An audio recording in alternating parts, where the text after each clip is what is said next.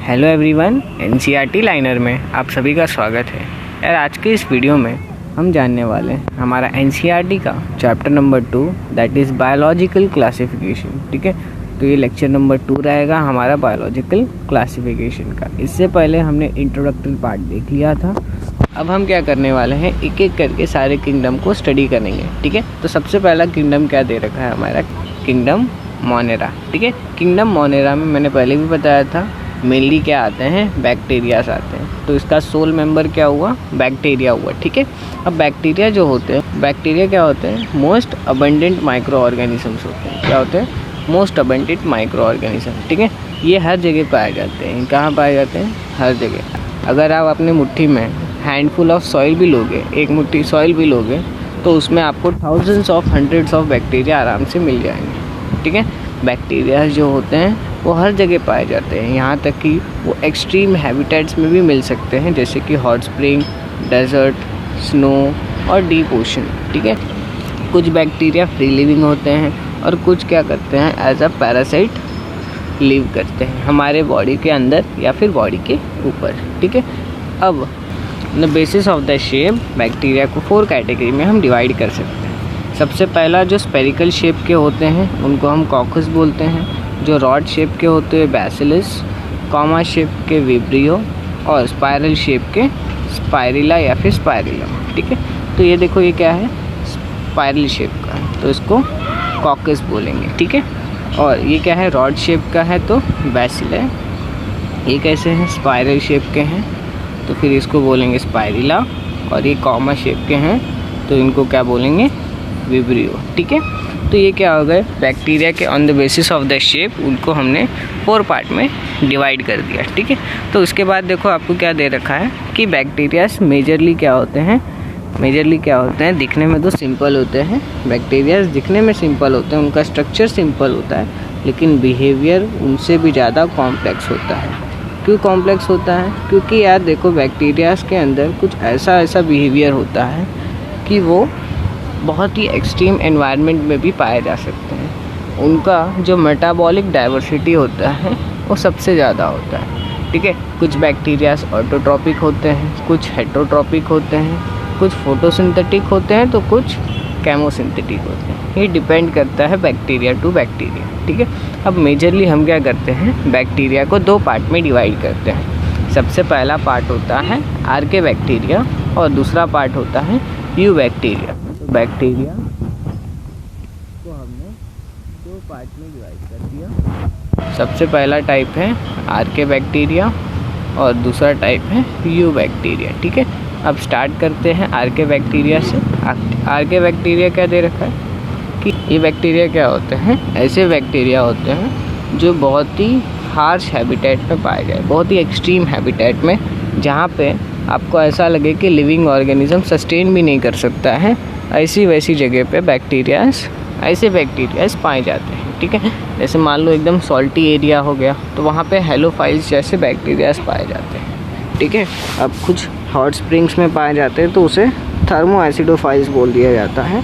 कुछ marshy area में पाए जाते हैं तो उसे मिथाइनोजेंस बोल दिया जाता है। ठीक है, तो आर्के बैक्टीरियाज क्या होते हैं, इन शॉर्ट कहा जाए तो ऐसे बैक्टीरियाज होते हैं जो एक्सट्रीम एनवायरनमेंट में पाए जाते हैं। ठीक है, अब इनके पास जो सेल वॉल होता है वो नॉर्मल बैक्टीरियाज के सेल वॉल से थोड़ा डिफरेंट होता है, और उसी डिफरेंट सेल वॉल के वजह से उन्हें एक्सट्रीम कंडीशन में रहने में हेल्प मिलती है। ठीक है, अब जो मिथाइनोजेंस होते हैं वो कहाँ पे पाए जाते हैं, गट ऑफ रूमिनेंट एनिमल जैसे कि काऊ और बफेलोस। ठीक है, और मिथाइनोजेंस बैक्टीरिया जो होते हैं वो मीथेन गैस प्रोड्यूस करते हैं with the help of process of biogas. ठीक है, इतनी बातें समझ में आ गई, बहुत अच्छी। अब आगे दूसरा जो बैक्टीरिया का टाइप दे रखा है वो है यू बैक्टीरिया। क्या है, यू बैक्टीरिया। अब ये जो यू बैक्टीरिया है इनको हम ट्रू बैक्टीरिया भी बोलते हैं। क्या बोलते हैं, ट्रू बैक्टीरिया। यू मतलब ट्रू और बैक्टीरिया मीन्स बैक्टीरिया। ठीक है, अब इनका एक कैरेक्टरिस्टिक क्या है कि ये जो होते हैं इनके पास रिजिड सेल वॉल होता है। क्या होता है, रिजिड सेल वॉल।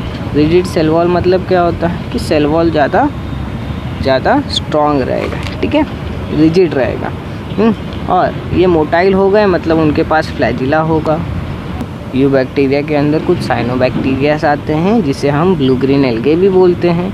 अब इनके अंदर फोटोसिंथेटिक पिगमेंट्स होता है जैसे कि क्लोरोफिल ए, और इस क्लोरोफिल ए के वजह से ये ऑटोट्रॉप बन जाते हैं, ठीक है।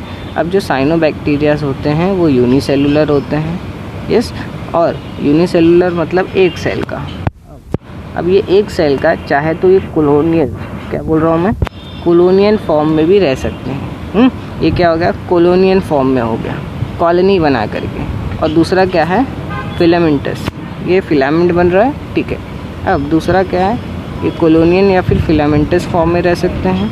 फ्रेश वाटर, मरीन या टेरेस्ट्रियल में भी पाए जा सकते हैं, ठीक है। यूनिसेलुलर भी हो सकते हैं, कॉलोनियल भी हो सकते हैं, ये डिपेंड करता है, ओके। अब जो कॉलोनियल होते हैं ना, ये कॉलोनियल है, ठीक है, ये क्या है, कॉलोनियल है। इनके ऊपर एक जेलेटिनियस शीट होता है, क्या होता है, जेलेटिनियस शीट होता है। इस जेलेटिनियस शीट को हम बोलते हैं म्यूसिलेजिनियस शीट, ठीक है।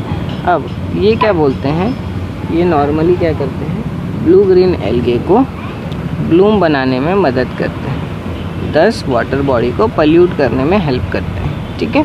अब यूबैक्टीरिया के अंदर कुछ ऐसे ऑर्गेनिजम्स होते हैं जो एटमॉस्फेरिक नाइट्रोजन को फिक्स कर देते हैं, जैसे कि एनाबीना और नॉस्टॉक, ठीक है। अब ये जो नॉस्टॉक या एनाबीना होता है ये कॉलोनियल फॉर्म में पाया जाता है, कॉलोनियल फॉर्म में पाया जाता है, और उनके पास एक स्पेशलाइज्ड सेल्स होते हैं, क्या होते हैं, एक स्पेशलाइज्ड सेल्स होते हैं। जैसे मान लो ये नॉस्टॉक है, क्या है, नॉस्टॉक, ठीक है। अब ये जो नॉस्टॉक है इनके पास स्पेशलाइज्ड सेल होगा।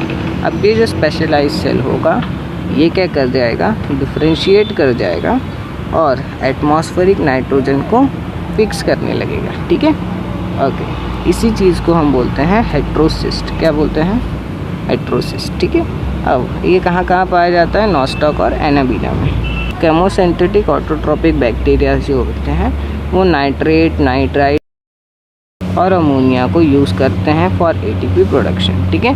अब इतनी बातें होने के बाद कुछ बैक्टीरियाज ऐसे भी होते हैं जो recycling of nitrogen, phosphorus, iron, sulphur में हेल्प करते हैं, ठीक है, ओके। अब यहाँ पे क्या दे रखा है, ध्यान से देखो, कि heterotrophic bacteria are the most abundant in the nature. अब बैक्टीरिया के अंदर भी जो हमारा हेट्रोट्रॉपिक बैक्टीरिया है वो मोस्ट अबंडेंट होता है। बैक्टीरिया में हमने क्या देखा था कि कुछ ऑटोट्रॉपिक होते हैं, कुछ केमोसिंथेटिक होते हैं, कुछ फोटोसिंथेटिक होते हैं और कुछ हेट्रोट्रॉपिक होते हैं। हेट्रोट्रॉपिक क्या है, मोस्ट अबंडेंट है, ठीक है। मेजॉरिटी क्या होते हैं, डिकम्पोजर्स होते हैं और ह्यूमन के ऊपर एक सिग्निफिकेंट इम्पैक्ट छोड़ जाते हैं, ठीक है। कुछ बैक्टीरियाज यूज़फुल भी होते हैं जैसे कि लैक्टोबैसिलस, वो क्या करता है, कर्ड बनाता है फ्रॉम मिल्क। अब कुछ बैक्टीरियाज एंटीबायोटिक्स की तरह हम यूज़ करते हैं, और कुछ बैक्टीरियाज क्या होते हैं, नाइट्रोजन फिक्सेशन इन लेगुमिनस प्लांट करते हैं। कुछ बैक्टीरियाज रूट्स में पाए जाते हैं ऑफ लेगुमिनस प्लांट और हेल्प करते हैं नाइट्रोजन फिक्सेशन के लिए, ठीक है। अब आगे क्या दे रखा है, कुछ बैक्टीरियाज पैथोजेनिक होते हैं और human beings, crop, farm animals और पेस्ट को हार्म करते हैं, जैसे कि chlorella, typhoid, tetanus, citrus canker, और हमें डिजीज़ कॉज करते हैं, ठीक है। नॉर्मली जो बैक्टीरियाज होते हैं वो बाइनरी फ्यूजन से रिप्रोड्यूस करते हैं, लेकिन अनफेवरेबल कंडीशन में वो स्पोर फॉर्मेशन से भी कर सकते हैं, ठीक है। कुछ बैक्टीरिया सेक्सुअल रिप्रोडक्शन भी दिखाते हैं by use of DNA transfer, ठीक है। अब और क्या दे रखा है, ये बैक्टीरिया है जिसका नाम है माइकोप्लाज्मा। अब ये जो माइकोप्लाज्मा है इसके पास सेल वॉल नहीं होता, क्या नहीं होता, सेल वॉल नहीं होता, ठीक है। इसलिए हम इसको क्या बोलते हैं, smallest living organism that can survive without oxygen, ठीक है। अब ये जो माइकोप्लाज्मा है इसके पास सेल वॉल नहीं होता, इसके पास सेल वॉल नहीं होता, और ये स्मॉलेस्ट लिविंग ऑर्गेनिज्म है जो बिना ऑक्सीजन के भी सर्वाइव कर सकता है, ठीक है। तो यार आज के लिए बस इतना ही, अब मिलते हैं नेक्स्ट वीडियो में, तब तक के लिए थैंक यू।